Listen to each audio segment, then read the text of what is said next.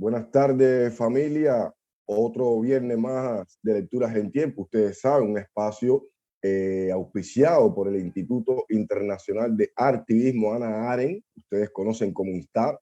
Y aquí, ustedes saben, siempre hemos estado los viernes de 6 a 7 de la tarde, hora de Cuba, llevándole lo mejor y lo más especial de el arte, la literatura, y, ¿por qué no?, también de la intelectualidad y el pensamiento de artistas independientes, periodistas también, activistas también han pasado por aquí, por nuestro espacio, y queríamos hacer estos dos últimos lecturas en tiempo, los dos últimos del año, llevándole a usted lo especial, lo mejor que hubo durante el año, una selección. Nos van a matar después porque por cuestiones de tiempo, por supuesto, no se puede hacer una selección de todos los que pasaron por Lecturas del Tiempo en este año 2021, pero siempre nos toca esa parte, digamos, como que compleja y difícil de elegir.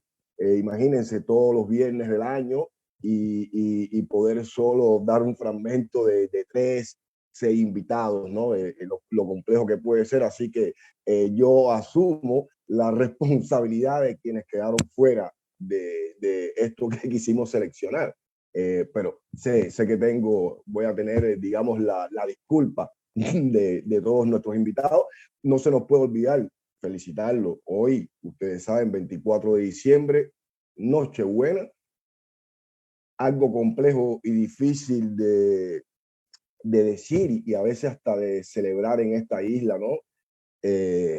Donde los días a veces, ni las noches tampoco, suelen ser buenas, pero digamos lo que siempre digo, lo que también importa es lo que tengamos en el corazón, ¿no?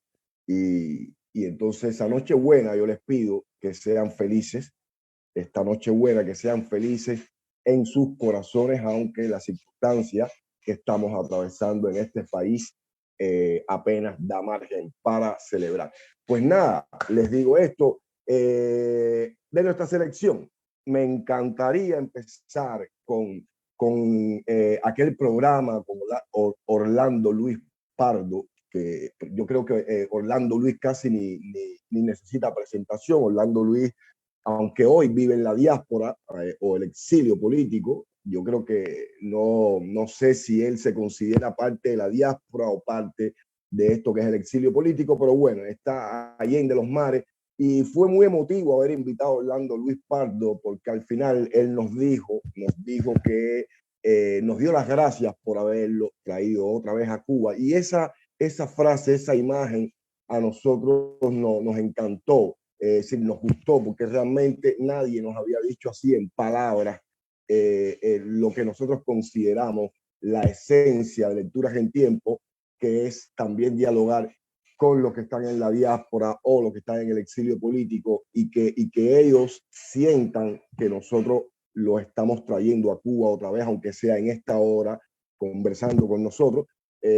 Pues ese es el propósito también de Lecturas en Tiempo. Entonces, Orlando Luis fue quien dio en la frase, ¿no? Aunque todos lo sintieron, pero Orlando Luis sí logró decirlo en esa frase linda que es: gracias por haberme traído a Cuba. Y queríamos empezar. Orlando Luis, ustedes saben, un excelentísimo escritor y también excelentísimo fotógrafo también, ¿no? Y todavía sigue activo allá, está publicando libros, tiene varios espacios también donde conversa. Y pues nada, queríamos incluirle dentro de esta selección Orlando Luis, ahí que así le dejamos un fragmento de lo mejor de la invitación aquí en Lecturas en Tiempo de Orlando Luis Pardo. Esto ha sido posible gracias a un esfuerzo del Instituto Internacional de Artivismo Hannah Arendt, por donde están viendo esto en vivo, y especialmente por Jorge Enrique Rodríguez, que ha hecho posible que, bueno, ya yo soy una persona casi que pre-tecnológica y que, bueno, he podido sumarme y estar de vuelta en Cuba. Me disculpa un poco la barba, estoy en el Midwest y tengo una onda aquí más o menos de, tú sabes, de cowboy solitario en la medianoche. Así que, bueno, con Cuba Great Again en la gorra y con Cuba Great Again en el corazón, votando por quien haya que votar, ¿no? Esto no es a un lado y al otro. Se equivocó la paloma cuando nos atacaron ahora en la prensa nacional cubana diciéndonos trompistas. No, no somos trompistas. Hay quienes votan por Trump, hay quienes votan por Biden, hay quienes no votan, hay quienes están en Europa. Lo que no podemos votar nunca es por alguien que no sea Díaz-Canel, y vamos a estar hablando de eso ahora. Ese es el problema, cuando el trumpismo cubano no nos permite votar por alguien que no sea el Trump cubano, que en este caso representaría al castrismo y a Díaz-Canel. Permítanme compartir el video en vivo en mi Facebook, lo estoy haciendo ahora y me uno con ustedes. Quiero decirles primero que todo, mis queridos amigos, que estoy regresando a Cuba ahora en este video por primera vez desde el martes 5 de marzo del año 2013. No, muchos de ustedes lo deben haber olvidado, pero a mí no se me ha olvidado. Voy contando los días, voy contando las semanas y los meses. Cuando me monté en el avión a las 4:44 de la tarde, como pedía la vida silbar de la película de el muy importante director Fernando Pérez, que ahora también se ha convertido en muy importante mediador, aparentemente Fernando Pérez. Vamos a ver qué le depara la historia. Cuando me monté a las 4:44 de la tarde, como pide Fernando Pérez en la vida silbar, en un avión charter de La Habana a Miami, y desembarqué en Miami, yo pensaba que iba a hablar con la prensa norteamericana y la prensa cubano-americana, y de repente en el aeropuerto todo el mundo lo único que me decían era ¿qué piensas? ¿Qué piensas? ¿Cómo se murió? Se murió, se murió. Y yo juro que pensé que había salido de Cuba y que se había muerto Fidel, tal vez porque yo me había ido de Cuba, pero no fue así. Les recuerdo que el martes 5 de marzo del año 2013 fue que se anunció la muerte de Chávez, que probablemente ocurrió muchas semanas antes y muchos meses antes. Entonces, cuando yo aterrizo vengo a robarme el show del activismo, y cuando aterrizo en Miami, de repente lo único que me preguntaban la gente era sobre la muerte de Chávez. Así que la fecha mía que salí de Cuba es luctuosa, por un lado, por la muerte de Chávez, pero también un poco lúdica, porque realmente salir de Cuba fue como un resucitar, fue como una segunda vida. Pero esa segunda vida que se llenó de contenidos, de personas, de conocer las energías secretas, lindas y no tan lindas del exilio cubano, pero siempre solidarias, siempre entrañables, como si me conocieran de toda la vida, incluida, por supuesto, Tania Bruguera, con quien pude compartir muchos eventos, incluso muchos espacios domésticos de solidaridad, de cariño, incluso de tirarnos un cabo para no tener que dormir en la calle yo. Con todos estos eventos que fui recorriendo de una punta a la otra de Estados Unidos, también se empezó a crear en mi corazón un proceso de vaciamiento. Es lo que yo llamo en mi escritura un país sin paisaje, un país sin paisaje y un país sin paisanos. ¿Sí? ¿Quién me iba a decir esto a mí? Si Fidel Castro me dice esto en Cuba, yo le escupo la cara. Si Fidel Castro me dice esto en Cuba, yo le digo demagogo. Y al final sí. Cuando salimos de nuestra patria, y lo supo José Martí, y lo supo José María Heredia, cuando salimos, y lo saben 3 millones de exiliados hoy, cuando salimos de nuestra patria, yo lo hice el martes 5 de marzo del 2013 a las 4:44, Fernando Pérez de la tarde, la vida es silbar. Salí silbando, pero poco a poco con el tiempo, pues uno va sintiendo el deseo infinito de regresar. No regresar por regresar a la nostalgia, regresar a comerse un tamal en hoja o en cazuela. No se trata de eso. Se trata de que nuestro diálogo, ay, esa palabra maldita, demoníaca, demonios, carajo, yo prometí que no iba a hablar de diálogo y ya estoy hablando de diálogo ya. El problema es que nuestro diálogo, nuestros interlocutores, las personas con las que no tenemos que explicarle todo para entendernos, somos la ciudadanía cubana. Esa comunidad del corazón que no era tan fácil de ver cuando uno estaba en Cuba y el vecino era un delator y el otro era un traidor y el tercero del patio de atrás era un espía. Incluso en la misma familia uno tiene esos diferendos y muchos de ustedes lo han vivido. El clima de simulación, el clima de denuncia, de sospecha, en esencia de invasión de la privacidad y coerción del espíritu humano, ¿no? Eso que se vive y que nos va calentando la sangre cuando estamos atrapados en la claustrofobia de Cuba. Coño, pero cuando esa capa esa costra, ¿no?, sale de tu alma y se queda libre tu alma, entonces tu alma empieza a recordar los grandes diálogos, los grandes momentos de comunión, los grandes momentos de que el amor surge al mirarse a los ojos. sin conocerse, en una esquina, en que uno entiende el contexto, en que uno entiende un chiste, en que uno entiende el lenguaje, los recovecos del lenguaje. Como extraño, ay, Pedro Luis Ferrer, como extraño hablar español, como extraño de verdad, hablar español. Como se extraña hablar el español. Lo extrañé en Estados Unidos, lo he extrañado en las universidades norteamericanas, lo he extrañado en Europa y lo he extrañado durante el año que estuve en una beca de creación para escritores censurados en Reykjavik, Islandia. Estuve del 2015 al 2016 allá. Por eso esta oportunidad única y estos primeros 5 minutos, y después serán 5 más, esta primera, muchísimas gracias, voy a estar respondiendo comentarios muy en breve, esta primera oportunidad de regresar a Cuba, aunque ya pude traficar un cuento que se publicó en una revista dentro de la isla, lo trafiqué con otro nombre, engañé a Fernando Rojas. Es que los mercenarios somos así, no se le pueden pedir manzanas a los mercenarios. Si yo soy un mercenario, ¿qué usted me puede pedir a mí manzanas? No, yo doy mercenarismo, ¿no? Ya yo publiqué un cuento secreto, escondido, no puedo revelar las claves todavía porque tuve cómplices. Tuve una quinta columna literaria dentro de Cuba, cómplices. Hay un complot, compañeros, recuerden eso. Ahora vamos a discutirlo. Hay un complot en este momento y yo estoy aquí con en la gorra, tengo los celulares satelitales que me dio Alan Gross y tenemos un complot. Recuerden eso, ¿ok? Estamos hablando entre complotados y forajidos, ¿ok? Así es como nos ve a nosotros el totalitarismo cubano.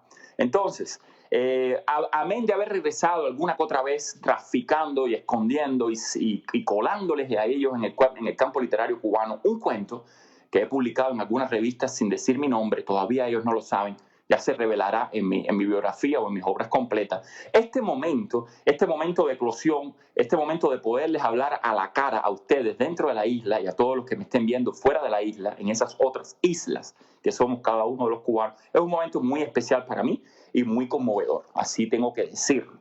Es muy lindo hablarle a mi gente. Cuando yo estaba dentro de la isla sentí un poder.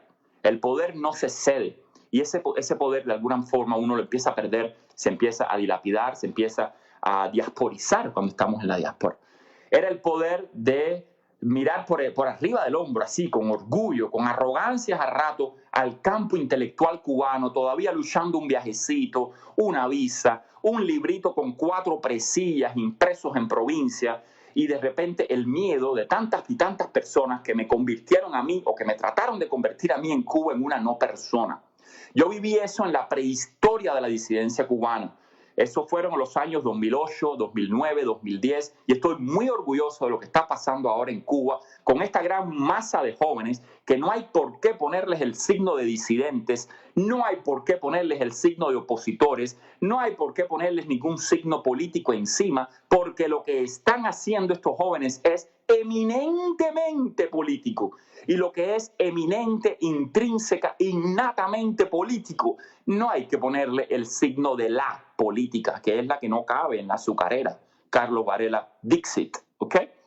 Quiero decir, no tenemos que tener partidos políticos organizados, ONG organizadas, para haber descubierto las fuerzas de habitar la polis, las fuerzas vivas de habitar una polis. ¿Qué es una polis? No es la policía, no es la policía. La polis es la ciudad, el espacio urbano. ¿Qué revolución no se hizo en una ciudad? ¿Qué revolución no empezó con los jóvenes? Con el deseo de mirarse a los ojos, de enamorarse. Y el viernes pasado, el viernes 27 de noviembre, que estamos ya conmemorando hoy, porque ya es histórico, este es el primer aniversario de la ocupación de la cultura cubana y el rescate de la cultura cubana. Se rescató de las fauces del Señor de los Anillos, del Señor de los Rojillos, ¿no?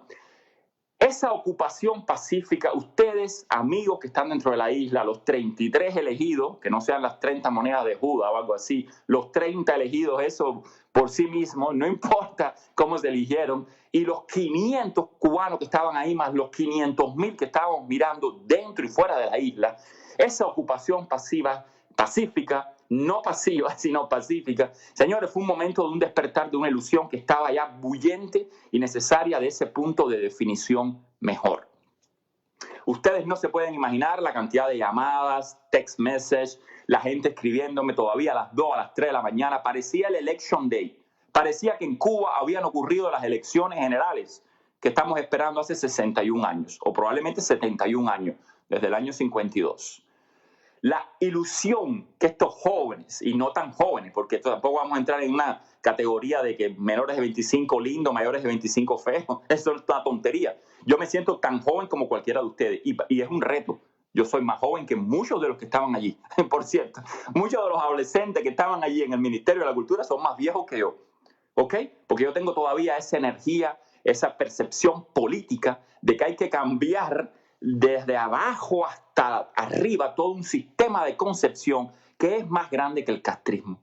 No hacemos nada con cambiar el castrismo, sino cambiamos todo lo que el castrismo nos ha enseñado a pensar, nos ha enseñado a mirar la realidad, nos ha enseñado a comportarnos a veces como ciudadanos infantilizados. El castrismo nos ha enseñado a comportarnos como niños ciudadanos, y cuando no somos niños ciudadanos en el castrismo, somos soldados ciudadanos en el castrismo. Cuesta trabajo madurar, crecer, hacerse adulto en el castrismo. Claro, porque un adulto es una persona empoderada en su propio espíritu y en su actividad económica. Un adulto es una persona que genera riquezas para sí y para la sociedad.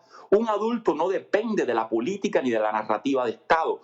Un adulto es lo que no puede permitir el régimen cubano, representado por sus personeros de la cultura, del interior, de la economía, de la agricultura, etc. Pues bueno, familia, vieron acá a Orlando Luis Pardo, fragmentos de nuestro diálogo que tuvimos. Para mí fue muy emotivo también porque les comento, yo creo que más de la mitad de los invitados aquí en Lecturas en Tiempo son personas que conozco de años. De alguna manera tuvimos una relación estrecha aquí en Cuba, cuando estábamos en Cuba, cuando yo era un funcionario del Ministerio de Cultura, específicamente de la Asociación Hermanos Ahí, ¿no? Y muchos de ellos, digamos, de diferentes gradaciones, fueron amigos míos, colegas de trabajo. Orlando Luis es una persona que siempre estuvimos ahí constante, ¿no? Una relación de amistad constante y nada, que yo lo disfruté mucho haber conversado y tener a Orlando Luis acá, que ustedes vieron esos momentos también lindos, que fueron lindos para mí, y ese tipo de locura que tiene también Orlando Luis de poder narrar lo que él piensa y cree. Y también, bueno, terminamos con Orlando y quería presentarle a Hilda Landrove Torres. Hilda Landrove Torres. Yo creo que ese fue uno de los programas con Hilda Landrove, fue uno de esos programas que yo disfruté muchísimo y les explico un poquitico, brevemente les explico por qué fue muy especial. Hilda Landrove y yo trabajamos juntos en la HS. De hecho, yo fui quien sustituyó a Hilda Landrove como presidente de la Asociación Hermanos Ahí en La Habana, de La Madriguera. Sí, yo empecé a trabajar bajo el mandato de Hilda en La Madriguera y después sustituyo a Hilda como presidenta. Después Hilda se marcha a México y hace su doctorado allá en México, en una universidad mexicana, y finalmente se queda a vivir en México y resulta que 15 años después Hilda y yo nos volvemos a reencontrar en un espacio de trabajo de un grupo que se creó, Libertad Cuba, que empezó como una campaña por mi liberación y después decidimos dejar este laboratorio, es decir, Libertad Cuba, decidimos dejarlo también para iniciar campaña de otros periodistas, activistas, artistas independientes, ¿no? Que necesitaran de una campaña de solidaridad por su liberación, exigiendo cualquier cosa, ¿no? Entonces nos reencontramos después en este otro lado de la historia, ¿no? Desde el lado de la oposición también. Imagínense lo lindo que es, ¿no? Es una persona que conoces hace 25 años, que trabajaron juntos, que tenían las mismas ideas de echar para adelante una institución estatal, hasta que nos dimos cuenta de que no funcionaba, cada uno cogido por su rumbo, cada uno hicimos una ruptura formal con las instituciones en Cuba y con el gobierno de Cuba y nos reencontramos también en esa otra parte de la historia, ¿no? Y ustedes van a ver que fue para mí muy emotivo al borde del llanto, como en algunos otros programas también, haber compartido esta hora con Hilda Landrove Torres, que es una excelente antropóloga y una excelentísima socióloga también, aunque a ella no le gusta que le digan que es socióloga, pero sí, leer a Hilda y sus reflexiones sobre lo que pasa en Cuba desde todos los ámbitos es extremadamente delicioso. Pues nada, familia, ahí les dejo fragmentos de lo mejor de nuestro programa con Hilda Landrove Torres. No, yo súper contenta de estar aquí. Bueno, primero por ti, porque aunque lo estemos haciendo públicamente, igual esto es como un encuentro, es un encuentro entre amigos y entre hermanos de hace un montón de tiempo. Y también por ser parte de la familia y de todo lo que el Instituto Internacional de Artivismo Hannah Arendt está haciendo. Y lo digo así completo y no en las siglas, por si de pronto hay alguien que no conoce y está viendo o lo ve después, ¿no? Que creo que es una fuerza motriz importantísima ahora mismo en la cultura cubana, bueno, cultura cubana alternativa, independiente, como le quieran decir, pero de la cultura que existe fuera de los márgenes de la cultura estatal, ¿no? Y bueno, es un gusto estar porque es estar en un pedacito de eso que está produciendo Instar, que a mí me parece súper relevante. Entonces, bueno, agradecer la posibilidad de tener el espacio y bueno, ya que ese espacio sea conversando contigo es como pues ya, es un super plus, ¿no? Entonces, nada, pues sí, muchísimas gracias. Lo primero es, bueno, lo va a salir por el camino un montón de veces, pero bueno, decir que estas lecturas en tiempo siempre ocurren. Primero, bueno, la pandemia sabemos, ¿no? Es como esta situación que nos tiene a todo el mundo en casa y que increíblemente se ha convertido también en el pretexto para hacer esto, ¿no? O sea, nosotros no hablábamos antes de la pandemia, no había manera de que nos encontráramos así, de pronto pues está esta posibilidad, ¿no? Y bueno, más allá de la pandemia, yo creo que desde hace 4 o 5 meses en Cuba, todas las sesiones de lecturas en tiempo se hacen siempre bajo asedio, ¿no? Bajo un asedio que a lo mejor no es directamente sobre el espacio de lecturas en tiempo, aunque también, como sabemos que ha pasado en ediciones anteriores y puede pasar en cualquier momento, bajo el asedio de la situación en la que estamos viviendo todos, que es una situación que nos afecta dentro, fuera, o sea, como la que estamos de alguna manera involucrados. Claro que por supuesto quienes están, como decimos siempre, poniendo el cuerpo, involucrados de una manera directa y bueno, de una manera indirecta a todos los demás, ¿no? Entonces, bueno, en estas circunstancias sucede lecturas en tiempo. Lo primero que yo quisiera hacer para contextualizar eso es primero decir que yo soy parte de un nosotros que no es un nosotros que tenga un signo ideológico ni una plataforma programática para resolver los problemas. La mayoría de los problemas que tenemos realmente estamos pensando cómo solucionarlos sobre la marcha, porque no hay, creo, para mucho más, pero, o sea, hablo de un nosotros que se identifica por esto que yo voy a decir, ¿no? O sea, no es por un nosotros que tiene una existencia anterior, abstracta a eso, ¿no? Y bueno, que simplemente nos hemos nucleado alrededor primero de la denuncia y de tratar luego de pensar en alternativas y en vías, en caminos que podamos tomar y que podamos articular y que podamos generar en relación con la tremenda violencia estatal que se ha desatado en los últimos meses, ¿no? Entonces, por supuesto, ahí entra que Luis Manuel esté hoy en el Calixto García, después que, bueno, uno empieza desde atrás y va entendiendo, ¿no? En el Calixto García hoy, con un video que sale de alguien que sabemos que es de G2 como si fuera una cosa espontánea y está caminando por ahí como puede estar caminando por el patio de una cárcel sin que nadie pueda acercarse a él. Marisa que se autoasignó la labor de convertirse en su madre adoptiva y que lo es, además, una mujer que lo quiere mucho y que quiere mucho a toda la generación y que conocemos perfectamente. La madre de Kissy fue hasta allá y ahora no sabemos de Marisa, o sea, de esa magnitud es la situación que se está viviendo ahora, ¿no? Y eso es después de sacarlo de su casa, donde estaba en una huelga de hambre porque lo habían asediado, le habían allanado su casa, le habían roto sus obras, había salido, cada vez que salía entonces lo metían preso, lo amenazaban, luego todos los que intentaron llegar a su casa durante la huelga de hambre igualmente fueron detenidos, encarcelados, o sea, es una situación muy grave, de un deterioro realmente muy, muy preocupante del respeto a los derechos elementales de cualquier ciudadano en cualquier país. En Cuba creo que es muchísimo más grave por la naturaleza totalitaria del Estado y por el proyecto totalitario del Estado cubano. Entonces, bueno, esa es la circunstancia en la que estamos hoy, ¿no? Entonces yo me sumo a la exigencia de liberación inmediata de Luis Manuel, de Marisa y de todos los que están hoy detenidos porque se manifestaron el viernes pasado justo porque no podían llegar a ver a Luis Manuel. Entonces, bueno, quería como ubicar eso, porque luego, te digo, como estábamos hablando ahorita, de pronto hay un nivel de teoría de la conspiración muy terrible donde la gente empieza a inventar cualquier cosa, y creo que hay que aclarar eso, ¿no? Aclarar el origen de la violencia y luego dónde nos estamos situando un grupo de personas, que yo no sé si será grande, chiquita, ¿no?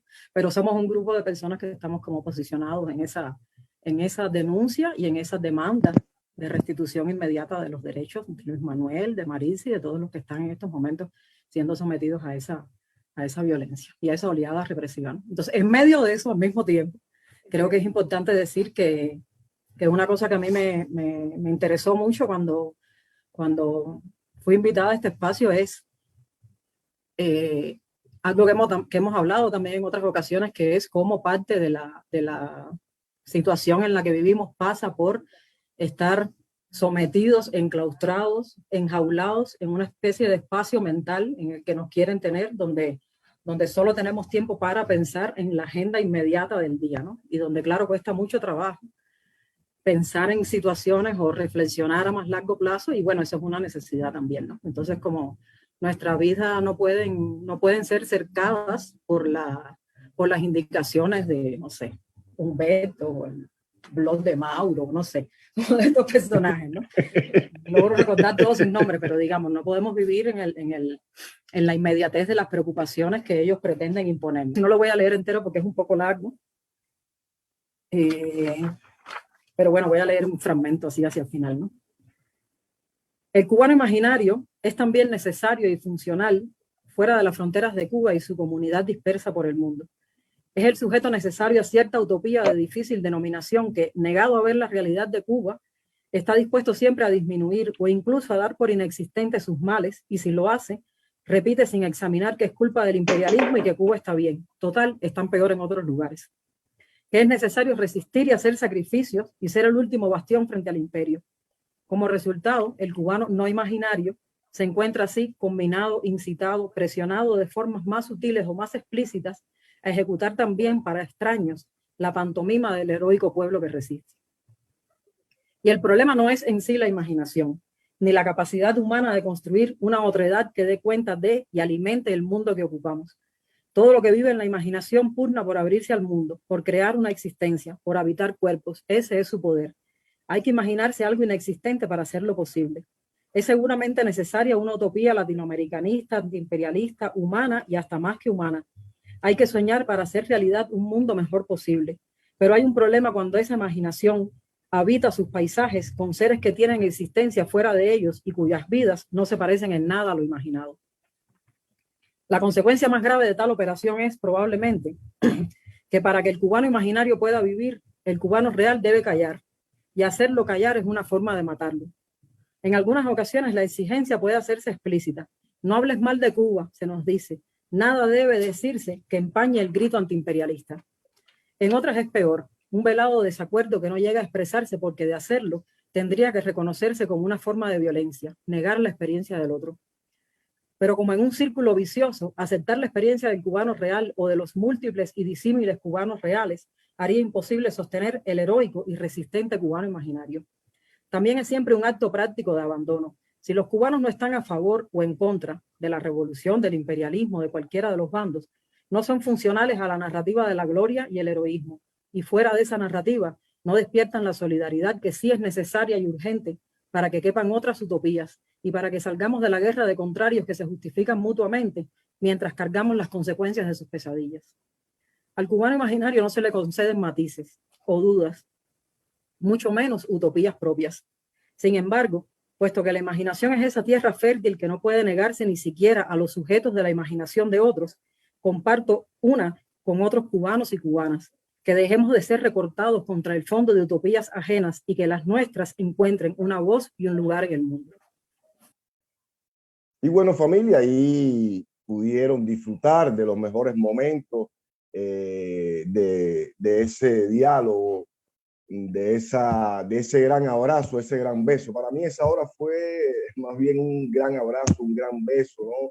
Que nos debemos, Hilda Landrove y yo, que desde hace muchos años no ha podido regresar a Cuba. La última vez, cada vez que ella viene acá a Cuba, siempre tenemos un día para nosotros, un día entero. Yo me voy a su casa y ahí estamos desde por la mañana hasta que nos dan las tantas de la noche. Ya me botas, dale, vete ya, ¿no? Y ahí conversamos, intentamos reparar el mundo, enmendarlo, arreglarlo, dinamitarlo, volverlo al mar. Yo disfruto cada minuto de conversación que tengo con esta persona que yo considero extraordinaria, una de las personas más inteligentes que yo he conocido, que es Hilda Landrove Torres, con la cual ya les decía, compartí ideas, compartí premisas, compartí nostalgias y también perspectivas de vida, ¿no? Hilda, recuerdo que en algún momento se convirtió en parte es decir, esa persona a la cual yo podía contarle mis sueños y lo que yo quería. Si un día le dije a Hilda, yo quiero dedicarme a la política, ¿no? Fue a la única que se lo dije y pues se sentó, me escuchó, estuvimos hablando y me dijo, pues si ese es lo que quieres hacer, pues por ahí te vas y nada, y aquí estoy. Es una de las personas a las cuales cuando tengo algo trabado, cuando tengo algo que no me funciona, la busco, trato de buscar su visión de vida. Su visión de vida es para mí una persona extraordinaria. Imagínense ustedes, me dio por la nostalgia, así terminamos con Hilda y ahora viene también otro invitado especial, Ray Beiro. Ray Beiro. Yo disfruté muchísimo este programa. Ray Beiro es de estos invitados los cuales yo no conocía solo a través de las redes sociales, ¿no? Leerlo en las redes sociales, que es delicioso, esa generación de muchachos que digo, óyeme, estos muchachos, uno puede estar como que tranquilo, esa expresión de, no, estoy tranquilo porque las nuevas generaciones están preparadas, ¿no? Porque eso es una frase bien tonta, es una frase tonta, una frase ahí que uno quiere separarlo, la generación, y uno quiere ponerse en el lugar como si los viejos fuéramos los sabios y los que vienen no, y entonces van, pero si no está el futuro asegurado, ¿qué vamos a hacer? Eso es una tontería, es algo poético, pero bueno, de alguna manera me gusta decirle lo coloquial y jocosear con ellos mismos, ¿no? Pero es de esos muchachos que nosotros aquí en Lecturas en Tiempo, muchos invitados los vamos buscando en las redes sociales, le decimos la emboscada, después se lo decimos a ellos en vivo, ¿no? Y que usted se levanta todos los días y los busca en sus muros de Facebook, ¿no? Y en sus redes sociales, lo que comentan, lo que escriben, y uno se siente yo, al menos yo, siento muchísima admiración en primer lugar, muchísimo respeto por estos muchachos y muchachas que están describiendo Cuba y que están viviendo Cuba y la experiencia de lo que está pasando en Cuba desde una agudeza mental extraordinaria, con un arte exquisito cada cual, en este caso Ray Beiro, una poesía de esa exquisita, una poesía de personas que vienen también de recorrer Cuba, el adentro de Cuba, no solo en La Habana, sino en toda la isla, ¿no? Y que te traen toda esa, digamos, toda esa lógica de vida que se está viendo dentro de Cuba en cada uno de sus lugares. Después vienen y te lo transmiten a través de su poesía, a través de sus criterios, pero no con la pedantería y no con la acidez, no con, digamos, con el extremismo que a veces yo puedo tener también, que lo político para mí va aparejado con lo poético, ¿no? No por mi perreta, porque yo soy una persona que da perreta y soy bastante radical. Pero esta visión de estos muchachos para mí es muchísimo mejor porque logran poner ante uno, ¿no? Todo este abanico de lógicas de vida que funcionan en el país, porque hay personas que despertaron, hay personas que se dan cuenta de lo que estamos viviendo en Cuba, pero no les interesa ir más allá, digamos, es decir, hacer una acción política, hacer un activismo político para lograr ese cambio, pero sí lo hacen desde su discurso también, desde su poética, y eso es muy bueno. Eso para mí es extraordinario. Que uno también exija el cambio, que uno también quiera que exista otra Cuba y que lo hagan desde un discurso también poético, desde una mirada de redescubrimiento, ¿no? De que yo no sabía que había pasado esto en Cuba, y te lo dicen con esa sinceridad. Te dicen que el resorte que los hizo como que cambiar, que los hizo como que despertarse, fueron hechos que ellos no sabían y que, por ejemplo, uno supone que todos los cubanos sabían, ¿no? Como el remolcador 13 de marzo, que es uno de los resortes que Ray Beiro tiene como parte de ese despertar. Dice, óyeme, yo no sabía que había existido este fenómeno. Y uno se sorprende y dice, pero ¿cómo no? Si esto fue algo que tuvo un boom. No, señores, familia, el régimen, hoy porque existe la internet, pero en aquellos tiempos no existía la internet y el régimen bloqueó, es decir, se robó la narrativa de los hechos del remolcador 13 de marzo, logrando de esa manera que no todos los cubanos dentro de Cuba lo sabían. Eso no es una ignorancia, familia, no es una cuestión de ignorancia, es una cuestión de que el régimen hizo un trabajo excelente en ocultar y en tener para sí las llaves de ese suceso como muchos otros. Y entonces estos jóvenes de pronto descubren que no sabían sobre esto y tienen esa sinceridad y honestidad de asumir que no lo sabían, y a partir de ahí entonces empiezan un discurso desde lo poético, desde lo reflexivo, desde lo fresco, lo joven, lo hay ahí, y con esa felicidad también, que yo digo, hay que ser felices, hay que tener la bondad de ser felices, pues te van compartiendo reflexiones, poesía, diálogos también hermosísimos, como estos fragmentos que queremos ponerle acá de cuando Ray Beiro pasó en Lecturas en Tiempo como invitado. Buenas tardes, Jorge. Buenas tardes a todos. Oye, esa presentación yo no la merezco. Creo que... En Lecturas en Tiempo damos lo justo, somos justos, presentamos a la gente tal y como se lo merecen, así que sí, es así lo sentimos, así lo siento yo personalmente, y pues nada, es para nosotros un placer, hermano, un placer, gran placer. Súper agradecido de haber sido invitado, y espero, bueno, hacer lo mejor. Bueno, ya sin más preámbulo voy a empezar a... Patria. La guerra tuya contra mi pecho. Patria. Patria. La guerra contra mi pecho. Patria. Patria. La guerra contra mi pecho. Patria. Patria. La guerra contra mi pecho. Patria. Patria. La guerra contra mi pecho.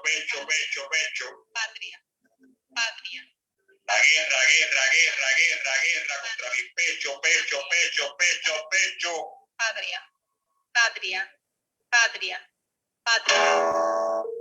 Firme.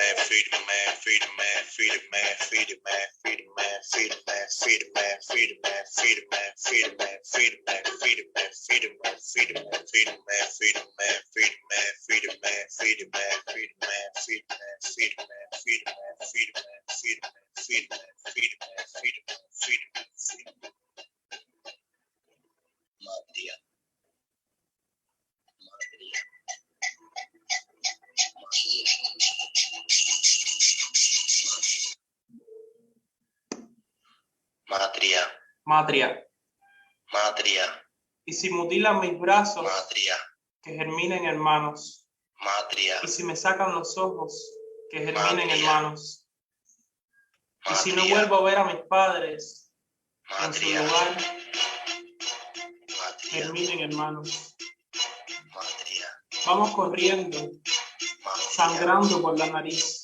Matria. Vamos planeando cómo sucederá el amor a las 11 de la noche.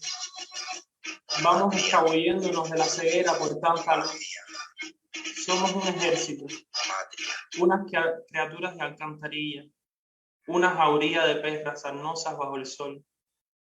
En este paseo que alguna vez tuvo nombre de reina. Di, mamá, ¿tú sabes qué cosa es reina? Matria, haz que germinen hermanos de las siluetas de nuestra ausencia.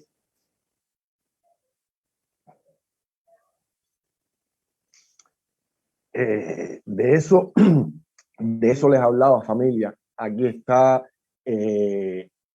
el testimonio de que ya no solo se trata de crear la literatura, de crear la poesía. Y bueno, entonces hago cosas así como que no se sabe dónde están, no se sabe mucho cuál es la obra en general, porque no tengo un libro para mostrar, que me encantaría también, porque no me opongo a eso, pero sé que ese no es el fin de mi literatura. Entonces, por eso te digo, era complicado, ¿no? Darse cuenta, porque uno mandaba y mandaba los concursos, y entonces fue como, ¿qué va? No puedo seguir así porque me va a consumir la vida. Era como una montaña rusa activada, esperar de pronto la única esperanza que uno tenía era que el 27 salía algún fallo. Y era como, no puede ser esto. Entonces, por ahí fue la cosa. Te dejo hablar, que no te que me cogí el programa para mí. Te toca leernos algo después de eso. Voy a buscar algo. Voy a leer un poema que es, realmente es un cuento o una cosa ahí, porque la gente siempre me decía que no sabía muy bien, las amistades que me leían, no sabían, a veces uno me decía, no, eso es un cuento, no, eso es un poema, entonces es algo así transgénero. Y entonces voy a leer esto. Detrás de los cardones pudiera estar mi forma de la infancia y el gesto indócil de clavar una espina en el corazón de la planta. Brota la leche por el esqueleto verde del cactus y mi forma de la vejez grita, cuidado con los ojos que te quedas ciego.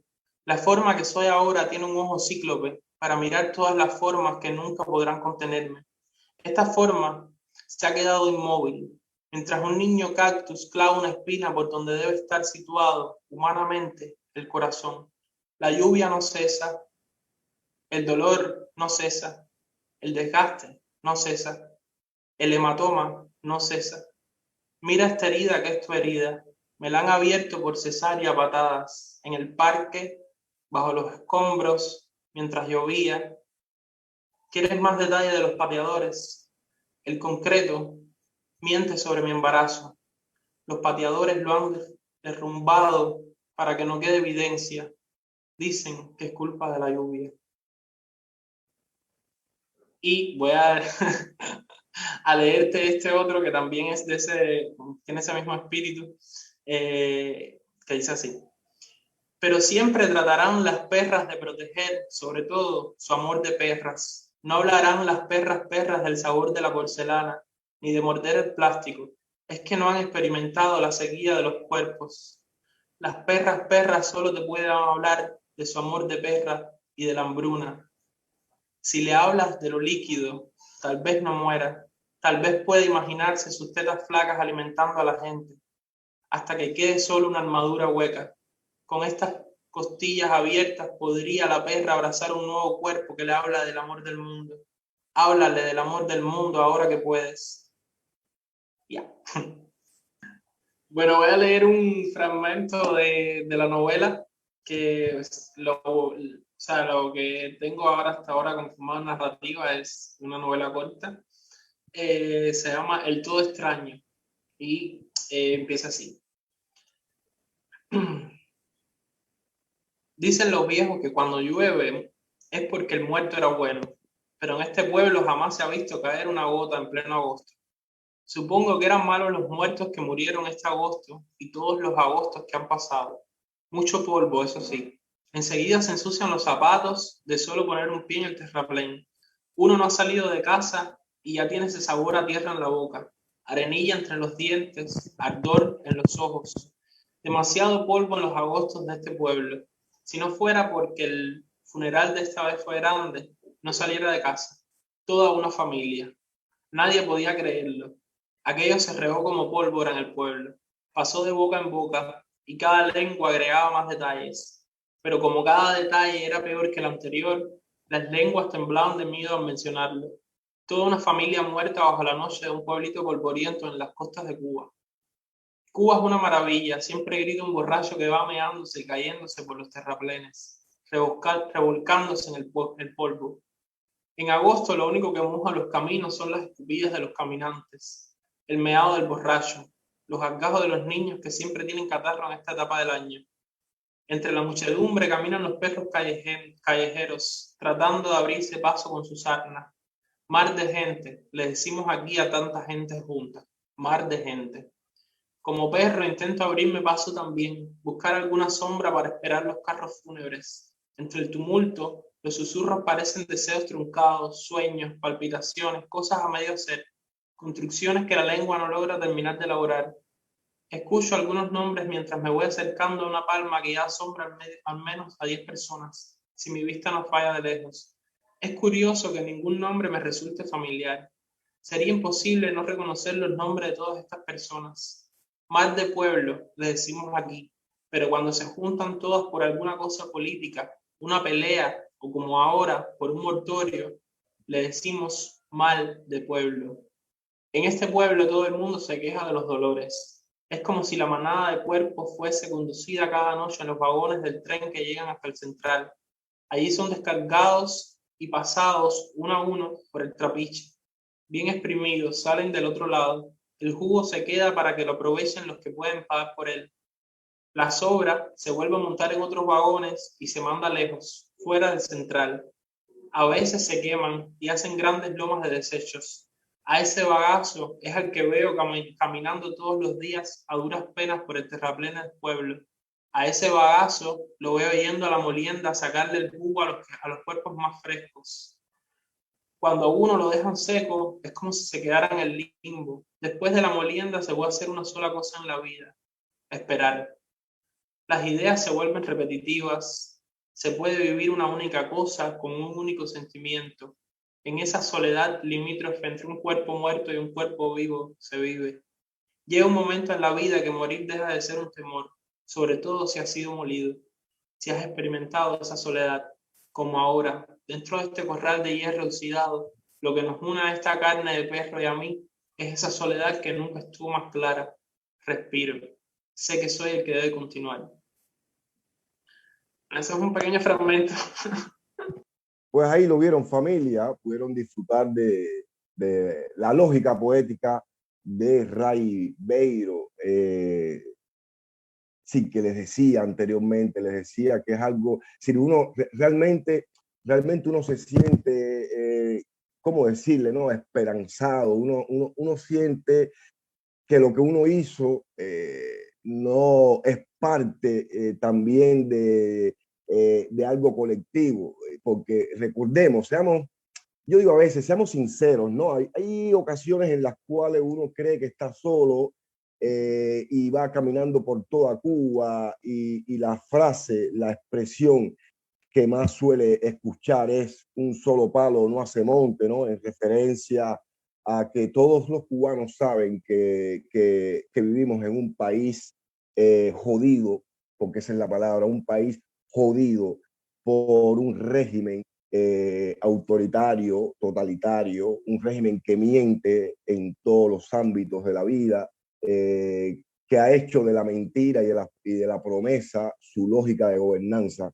Yo creo que hay 11 millones de cubanos lo saben, 11 millones de cubanos lo saben, pero hay que entender que no todos, ¿no? Quieren, digamos, como que manifestar hacia el exterior o públicamente esta certeza que tienen, digamos, en ese despertar de los últimos 20 años en Cuba, que ha sido los últimos 20 años una vorágine, un crecimiento de periodistas independientes, un crecimiento de opositores, de artistas independientes, ¿no? Del pueblo también despertándose de algo. Ustedes saben, y ahí algo que se concreta ese 11 de julio, ese 11J, ¿no? Y es muy lindo que uno pueda ver, ¿no? Que aquello de sentirse solo, de que un palo no hace monte, de que uno no quiere ser el mártir, y te encuentres a estos jóvenes, eso es como que darte la razón también a veces, ¿no? Que uno, primero una galleta sin mano, ok, tú no estabas, en primer lugar no estabas solo, en primer lugar no eras un solo palo, nada, había más gente, no solo de tu generación, no solo de tu edad, no solo de tu posición ideológica y política radical, sino también desde otras maneras de ver la política, de ver el mundo, de ver los procesos. No estaba solo nunca. Ahí habían otras personas manifestándolo expresándolo desde otra perspectiva, desde otra manera de decir y de relacionarse con tu entorno inmediato, ¿no? Y artistas como Ray Beiro, ¿no? Te dan esa felicidad, ¿no? Te dan ese momento que uno dice, es lindo, ¿no? A mí me gusta describirlo así, lindo. Es decir, Ray Beiro es de esa generación, de ese conjunto de jóvenes en Cuba que están haciendo cosas lindas. Conversar con Ray es una cosa linda, ustedes lo pudieron ver ahí, la manera en que ellos están contemplando, la manera en que ellos están actuando, la manera en la que ellos están incidiendo dentro de la realidad cubana, lo hacen de una manera linda. Y yo creo que qué mejor manera de despedir Lecturas en Tiempo del 24 de diciembre de 2021, penúltimo programa, que hemos decidido hacerlo así, con los mejores momentos que elegimos. Ya ustedes la explicación la vieron del principio, es durísimo haber hecho esto, que elegimos para de alguna manera también aportarle a su Nochebuena, familia, esté usted dentro de Cuba o fuera de Cuba, no importa lo que esté lloviendo afuera, raíles de punta, por hoy, en su corazón, tenga la bondad de ser feliz en esta Nochebuena. Y nos vemos entonces en otro programa de Lecturas en Tiempo. Ustedes saben, espacio que auspicia el Instituto de Activismo Hannah Arendt, conocen como INSTAR. Y queremos agradecerle a usted que todos los viernes está acá de 6 a 7 para escucharnos dialogar con los artistas tanto de Cuba como en la diáspora. Agradecer a Christopher en la producción para que todo esto, Christopher es el que se encarga de que esto salga lindo, incluso que yo salga lindo, que eso es, oígame, eso es algo difícil, eso es un trabajo de Hércules, que uno salga encuadrado, que uno salga lindo, que los carteles salgan en el momento y las cosas, bueno, ese es Chris, y si no existe Chris, entonces las cosas quedan feas, ¿no? Digamos acá, y eso también hay que agradecerlo. Por supuesto, agradecer una vez más, como siempre, a todos y cada uno de los invitados que pasaron durante todo este 2021, aquí en Lecturas en Tiempo, en este caso, a los 3 que hemos elegido para este penúltimo programa del 2021, de fragmentos de los mejores momentos, Pardo, Hilda Landro de Torres y Ray Beiro. Nos vemos, familia, próximo viernes. Ustedes saben, esto es Lecturas en Tiempo, todos los viernes de 6 a 7 hora de Cuba. Abrazo de paz y memoria.